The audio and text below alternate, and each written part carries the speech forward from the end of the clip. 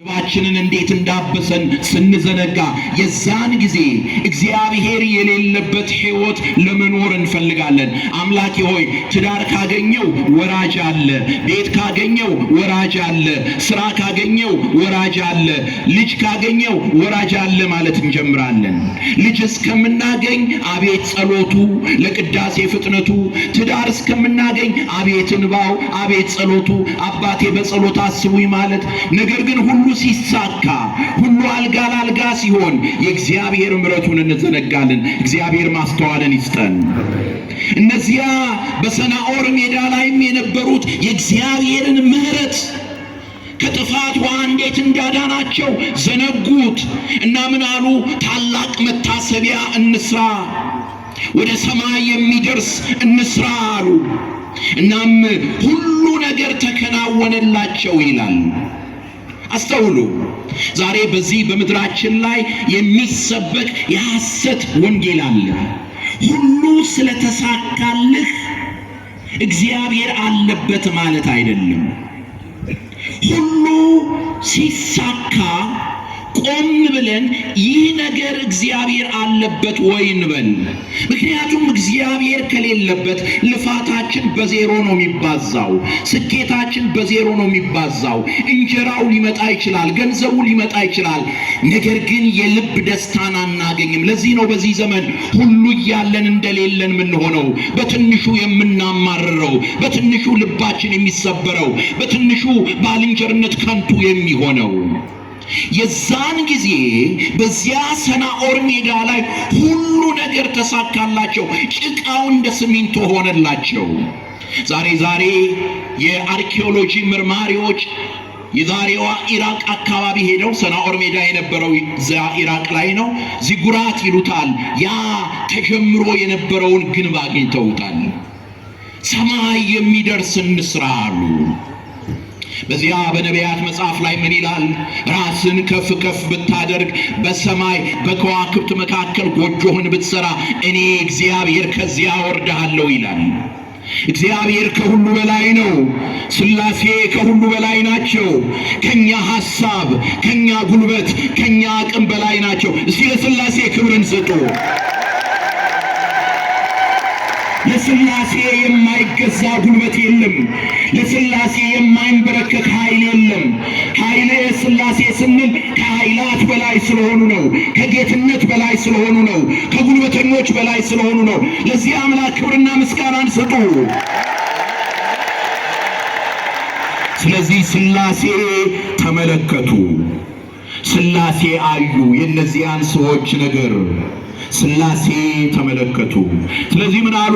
ኑ እንውረድ አሉ። ኑ እንውረድ እንመልከተው አሉ። አያችሁ፣ በትህትና ልብ ስንቀርብ ሥላሴ ሲመጡ ምሕረትን ይዘው ይመጣሉ። እግዚአብሔር ይክበር ይመስገን። በትህትና ቤታችንን ለሥላሴ ስንከፍት እንደ አብርሃም ቤታችን ይባረካል። በትህትና ቤታችንን ስንከፍት እንደ ናቢዳራ ቤታችን ይባረካል። ነገር ግን በአመፅ በሚሆንበት ጊዜ በሥላሴ ፊት የሚቆም ኃይል የለም። በሥላሴ ፊት የሚገዳደር ማንም የለም። ለምን? ምክንያቱም አብ፣ ወልድ፣ መንፈስ ቅዱስ የጌቶች ጌታ፣ የነገስታት ንጉሥ፣ የኃያላን ኃያል አምላክ ቅዱስ ንጉሥ። ስለዚህ ሲወርዱ ሁሉ ነገር ምን ሆነ? ተደበላለቀ። ቋንቋቸውን ደበላለቁት። ቋንቋቸው ተደበላለቀ። አንድ ሆነው ለአመፅ ስለተነሱ እግዚአብሔር ቋንቋቸውን ደበላለቀውና ያ የሰናዖር ሜዳ ምን ተባለ? ባቢሎን ተባለ። ድብልቅልቅ ተባለ። የዲያብሎስን ሥራ ያፈርስ ዘንድ የእግዚአብሔር ልጅ ተገለጠ። እስቲ በሉልኝ፣ የዲያብሎስን ሥራ በሉ እስቲ። ያፈርስ ዘንድ የእግዚአብሔር ልጅ ተገለጠ። ስለዚህ በዚያ በሰናዖር ሜዳ ላይ የሰው ልጅ በአመፅ ያቀደው ነገር በጅምር ቀረ። ግን ሰውን ከዚያ አመፁ የሚያድነው አልተገኘም። ከዚያ ካለበት ነገር የሚያወጣው አልተገኘም። በየዘመናቱ የተነሱት አባቶቻችን ነቢያት ፈኑ ወዲከ ማርያም ፈኑ ብርሃነከ ወጽድቀከ ኖላዊሆሙ ለእስራኤል አጽም እያሉ የእስራኤልን ቅዱስ ለመኑት። ክንድህን አንሳ፣ እጅህን ስደድ እያሉት ለመኑት እግዚአብሔርን። ምክንያቱም ሰው በኃጢአት ተገርኝቶ ወድቆ ነበርና። ስለዚህ ማንም ሰውን ማዳን እንደማይችል ሲያዩ የሥላሴ ቸርነት በእኛ ላይ በዛ። እስቲ ልበሉልን፣ የሥላሴ ቸርነት በዛልን። ወንድሞቼ እህቶቼ፣ ሚስጥረ ሥላሴን ካልተረዳን፣ ሚስጥረ ሥላሴን ካላወቅን የመዳናችንን ምስጢር ማወቅ አንችልም። ሚስጥረ ሥላሴ ትርፍ ዕውቀት አይደለም፣ የመዳናችን መሰረት ነው፣ የሃይማኖታችን አምድ ነው። ሥላሴን ካላከበርን፣ ሥላሴን ካላመንን ሕይወት የለንም። በክርስቶስ ያለ አብና ወልድ አሉት ነው የሚለው። በክርስቶስ ያለ ለምን? ምክንያቱም የሥላሴ ቸርነት ነው እኛን ያዳነን። ክርስቲያን ያሰኘን የሥላሴ ልጅነት ነው። እኛን ባሪያ አድርጎ ይዞን የነበረውን የዲያብሎስን መግዞ የዲያብሎስን አገዛዝ የደረመሱልን ያፈረሱልን ሥላሴ ናቸው። እስቲ እግዚአብሔርን አመስግኑልን። እግዚአብሔር አብ አየ ዓለምን። እግዚአብሔር አብ ተመለከተ የሰው ልጅን ከንቱነት፣ የሰው ልጅን ጉስቁልና። ስለዚህ የገዛ ልጁን ወልድን ቃልን ላከልን። ከእመቤታችን ከቅድስት ድንግል ማርያም ከሥጋዋ ሥጋ ከነፍሷ ነፍስ ነስቶ ሰው ሆነልን። ከባህሪያችን መመኪያ ከመዳናችን ምክንያተ ድኅን ከሆነችልን ከእመቤታችን ከቅድስት ድንግል ማርያም ወልድ በሥጋ ተወለደ። አማኑኤል ከኛ ጋር ሆነ። እልል በሉ እስቲ እግዚአብሔርን አመስግኑ። ለዚህ ነው ሌሊት ማህሌታውያኑ ምን አሉ? ሰላም ለአብ ዘእምቅድመ ዓለም ነጋሲ ያሉ። ሰላም ለአብ ዘእምቅድመ ዓለም ነጋሲ፣ ዓለም ሳይፈጠር ከዘመናት ነግሰህ የነበርክ እግዚአብሔር አብ ሆይ ምስጋና ላንተ ይገባል። ሰላም ለወልድ ሥጋ ማርያም ለባሲ፣ የእመቤታችን የቅድስት ድንግል ማርያምን ከሥጋዋ ሥጋ ከነፍሷ ነፍስ ነስተ ገንዘብ ያደረክ እግዚአብሔር ወልድ ሆይ ላንተ ምስጋና ይገባል። ሰላም ለመንፈስ ቅዱስ ኃጢአት ዓለም ደምሳሲ፣ እነሆ ልጅነትን የምታሰጥ ጥምቀትን ሰጥተህን፣ በመንፈስ ቅዱስ መወለድን ሰጥተህን፣ የምትቀድሰን የምታነጻን ክርስቲያኖች የምታደርገን የእግዚአብሔር ልጆች የምታደርገን እግዚአብሔር መንፈስ ቅዱስ ሆይ ምስጋና ይገባሃል። ኃይለ ሥላሴ ወፀወነ ሥላሴ በስመ ሥላሴ እቀጠቅጥ ገይሴ በአብ ልጁን መላክ በወልድ ሥጋ መልበስ በመንፈስ ቅዱስ መቀደስ ዲያብሎስን ቀጠቀጥ ነው። ዲያብሎስን ድል አደረግ ነው። ዲያብሎስን አሸነፍ ነው። እልል በሉለት ለዚህ አምላክ። ዛሬ ዲያብሎስ የሥላሴን ስም ሲሰማ ይሸሻል። ለዚህ ነው ስራችንን ስንጀምር፣ ስንነሳ፣ ስንቀመጥ፣ ስንተኛ፣ ስንነሳ በስመ አብ ወወልድ ወመንፈስ ቅዱስ አሐዱ አምላክ የምንለው ልማድ ሆኖብን አይደለም። ዝም ብሎ ባዶ ትውፊት ባዶ ትራዲሽን ሆኖብን አይደለም። የመዳናችን ምስጢር ስላለበት ነው። ለዚህ ነው አብ ወልድ መንፈስ ቅዱስ። ለዚህ ነው ዮሐንስ ወንጌል ምዕራፍ 3 ቁጥር 16 ላይ ያለውን ቃል እንደምናገኘው በእርሱ የሚያምን ሁሉ የዘላለም ሕይወት እንዲኖረው እንጂ እንዳይጠፋ እግዚአብሔር አንድያ ልጁን እስኪሰጥ ድረስ ዓለሙን እንዲሁ ወዷልና። ተመልከቱት። እግዚአብሔር ማን? አብ ማንን ላከ? ወልድን። ወልድ ቤዛ ሆነልን። ስለዚህ አብ ወደደን። እስቲ በሉልኝ። ወልድ ሞተልን። መንፈስ ቅዱስ ቀደሰን። የሥላሴ ምስጢር ይሄ ነው። ያለ ሥላሴ ምስጢር መዳን የለም። ስለዚህ ዛሬ በዚህ በዘመነ አስተርእዮ የምናስበው ይሄንን ነው። ዲያብሎስ ድል የሆነበት ስለሆነ፣ ዲያብሎስ የፈራረሰበት የወደቀበት ስለሆነ፣ እኛ ደግሞ ልጅነት ያገኘንበት ስለሆነ ነው። ቅድም ሊቃውንቱ በሚያምር ዘመን በማይሽረው በማይለውጠው አባቴን ነበር ማስበው። ሁል ጊዜ ሰሞን የለ ተራ የለ ከዓመት እስከ ዓመት 365 ቀን አንዳንዴም 366 ቀን ዝናብ ይሁን ፀሐይ ይሁን እንደ ዛሬው መብራት እንደ ልብ የለም። ጅቡን እየተጋፋን ነው የምንመጣው። እና ያን ጊዜ ብቻቸውን ነበሩ፣ ጥቂት ካህናት ነበሩ። ዛሬ ግን እግዚአብሔር ካህናቱን አብዝቶልን፣ አባቶችን አብዝቶልን፣ ደብራቱን አብዝቶልን፣ ሕዝቡ እንደዚህ ስፍራ ጠቦን ስመለከት እንዴት ደስ ይላል! እግዚአብሔር ይክበር ይመስገን። እና ቅድም ሊቃውንቱ ምን አሉ? ለዘተወልደም ቅድስት ድንግል ምን ተንብሎ ምን እንለዋለን አሉ። ምን እንለዋለን? ከእመቤታችን ከቅድስት ድንግል ማርያም የተወለደውን ከአብ ጋር በቅድምና የነበረውን ዓለምን አሳልፎ የሚኖረውን እግዚአብሔር ወልድን ምን እንለዋለን? አርዌ ገዳምኑ አንበሳ፣ ያ የዱሩ አንበሳ የሚቀጠቅጠው ድል አድራጊውን ነው ወይስ ወሚመከራዴዮን ደግሞ ሕመማችንን የሚሸከም በደላችንን የተሸከመ የእኛ ቤዛ የሆነውን ከራዲዮንን እንበለው አሉ። አመሰገኑት።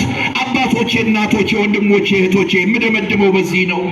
ዛሬም ወደ ቤታችሁ የሥላሴን ቸርነት ጋብዙ። ሥላሴ አብ ወልድ መንፈስ ቅዱስ በቸርነት ይግቡ ወደ ቤታቸው። በእውነት አባቶቼ፣ እናቶቼ፣ ወንድሞቼ፣ እህቶቼ እንደ ሸማኔ መወርወሪያ ስለሮጥን ስለተጣደፍን ወንድማችንን ጠልፈን ስለጣልን ወይም እህታችን ላይ ቂም ስለያዝን አይደለም። ዛሬ የቆምነው በእኛ ጥድፊያ አይደለም። ዛሬ የቆምነው በእኛ ብልሃት አይደለም። ዛሬ የቆምነው በእኛ ተንኮል አይደለም። በእኛ ፈሊጥ አይደለም። በእኛ ጥበብ አይደለም። በእኛ አይኪው አይደለም። ያቆመን የሥላሴ ቸርነት ነው። መዘምራን እንደዘመራችሁት እናምናለን በአብ እንዳላችሁት ማመን ማለት የአይምሮ ጂምናስቲክ አይደለም። ማመን ማለት ትረስት ማድረግ ማለት ነው። ማረፍ ማለት ነው። በሱ እረፉ። በሱ ስናርፍ ወጣትነታችን ይለመልማል።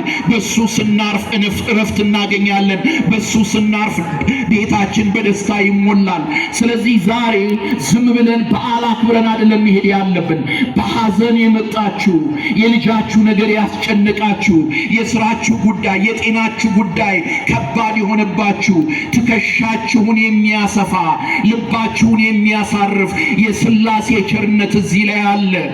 ይቺ ደብር ላይ የተጸለየች ጸሎት ናት የተከተለችኝ። ወንድሞቼ፣ እህቶቼ በብዙ ፈተና ውስጥ አልፌ ነበር። በብዙ ነገር ወጣት ሆኜ ብዙም ተሳስቼ ነበር፣ ብዙም ወድቄ ነበር። አንስቶኛል፣ አክብሮኛል። እዚች ደብር ላይ የተደገመች ጸሎተ ማርያም ጸሎተ ማርያም ረድቶን ዛሬ ልጄ የታላቋን ኦርቶዶክሳዊት ተዋሕዶ ቤተክርስቲያንን በዓለም አደባባይ ከፍ አድርጎ ለማስጠራት እግዚአብሔር አብቅቶልኛል። የእናንተ ጸሎት ነው። የዚች አባቶች ጸሎት ነው። የዚች ደብር ጸሎት ነው። ስለዚህ ምን ልላችሁ ፈልጌ ነው? እግዚአብሔር ይረዳችኋል። እግዚአብሔር ይደግፋችኋል። እግዚአብሔር እናንተን እጃችሁን ይዞ ይመራል። ስለዚህ ሐዘናችሁ የመጣችሁ ቀና ብላችሁ ሂዱ። አዝናችሁ የመጣችሁ አሁን የሥላሴን ቸርነት ይዛችሁ ሂዱ። ዛሬ ልባችሁ የከበደበትን ነገር በዚህ አስቀምጡ። እንደ ሐናም ሳሙኤል ምንድን ያደረገችው? ወደ እግዚአብሔር ዘንድ መጣች። ሰካራም እስከምትባል ድረስ አለቀሰች፣ አነባችሁ፣ አስነካችሁ። ሰው ፊት አታልቅሱ፣ እዚህ አልቅሱ። ሰው ፊት አታልቅሱ። ለሰው አይደለም ምሬታችሁን ማውራት ያለባችሁ፣ ለሥላሴ ተናገሩት። ሐና ምን አደረገች? መጣች። ሰካራም እስከምትባል። ሰውን አትመልከቱ፣ ጉዳያችሁ ከሥላሴ ነው። አንዳንዴ ሰውን ሲያይ ሌላውን ነገር ረስቶት ይሄዳል። አይደለም፣ ሰውን አይደለም ማየት ያለባችሁ፣ ሥላሴን ተመልከቱ። ሐና ሳሙኤል መጣችና ሰካራም እስከምትባል ኤሊ ነው ያላት እኮ ስካርሽን አርቂ ያላት። ምን አለችው? እኔ ልቧ ያዘነበት ነፍሷን የምታፈስ ሴት ነኝ እንጂ ስካር የለብኝም አለችው። አነባቸው፣ አስነካቸው። ልክ ፊቷን ስታዞር ምን ይላል እግዚአብሔር ቃል? ከዚያች ቀን ጀምሮ ፊቷ ሐዘንተኛ መስሎ አልታየም። አሁን ፊታችሁ ወዴት ነው? ወደዚህ ነው አይደለም? አሁን ፊታችሁ ወደዚህ ነው። አሁን ንገሩ ጭንቀታችሁን፣ አሁን ንገሩት እንባችሁን፣ ከበእንባ ጋር ችግራችሁን፣ የልባችሁን ክብደት ንገሩት። ከዚያ ግን ወደ ቤታችሁ ፊታችሁን ስትመልሱ እግዚአብሔር ደስተኛ ያድርጋችሁ። ያስተማረን የመከረን የአባቶቻችን አምላክ ስሙ ከዘላለም እስከ ዘላለም ይክበር ይመስገን። አሜን። እልልታ ያንሳል። ለሥላሴ ክብር ይህንን ትምህርት እንድንማር የበለጠ ደግሞ ብፁዕነታቸውን ክቡር ሥራ አስኪያጁን እኚህ አባት በዚህ ስፍራ መጥተው እንዲያገለግሉ በድቁና ሲያገለግሉ የነበሩትን አባት የጋበዙልንን ብፁዕ አባታችንን እንደዚሁ ደግሞ መጋቤ ምስጢርን የሀገረ ስብከታችንን ሥራ አስኪያጅ እስኪ እልል ብለን አምላካችን እግዚአብሔር እናመስግን። በእውነት ደስ ብሎናል። ሊቀ ሕሩያን ቀሲስ መላኩ ባወቀ ቅድም ትንሽ ነገር ተናግረዋል። ልጄ ብለው አሉ። ልጃቸው አሁን ደግሞ ጥቅምት 11 ነው 10 በጠቅላይ ቤተ ክህነቱ እንግዳነት ከእሳቸው ጋር ተጋብዞ በመላ ኢትዮጵያ የጥምቀት በዓል ያከብራል። የእሳቸው ልጅ ዲያቆን ምህረት መላኩ እስኪ ለዚህ ለልጅ ደግሞ በእልልታና በጭብጨባ በካምብሪጅ ዩኒቨርሲቲ መሰለኝ በካምብሪጅ ዩኒቨርሲቲ ነው አይደል? ሃርቫርድ ዩኒቨርሲቲ ላይ በታላቅ የሆነ ክርክር በተነሳ ሰዓት የኢትዮጵያ ኦርቶዶክስ ተዋሕዶ ቤተክርስቲያንን ከፍ አድርጎ እንደነ ታላላቆቹ እንደነ ቅዱስ ቄርሎስ እንደነ ቅዱስ አትናቴዎስ ነው የመሰከረው የመሰከረላት ቤተክርስቲያናችን። እስኪ በድጋሚ በታላቁ ዓለም እንዲህ በሚታወቁት ዩኒቨርሲቲዎች ይህ ሁሉ የመርጌታ ባወቀ ፍሬዎች ናቸው፣ የልጅ ልጆቻቸው ጭምር። በእውነት በረከታቸው ይደርብን። አሁንም በዚህ ቦታ ላይ ትልልቅ የሆነ ልመና እያቀረቡ ብዙ እናቶች ጸሎታችን ተሰምቷል ብላ